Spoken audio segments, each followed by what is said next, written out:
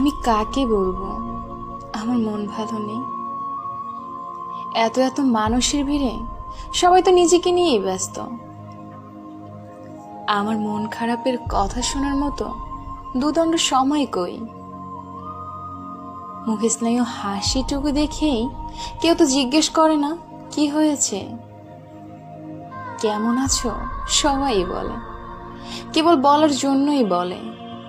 সত্যি ভালো আছি কিনা সে কথা কে কবে জানতে চেয়েছে? মন ভালো নেই বলার মতো একটা মনের মানুষ নাই। ভালো আছি কিনা জানতে চাওয়ার মতো একটা নিজের মানুষ কই?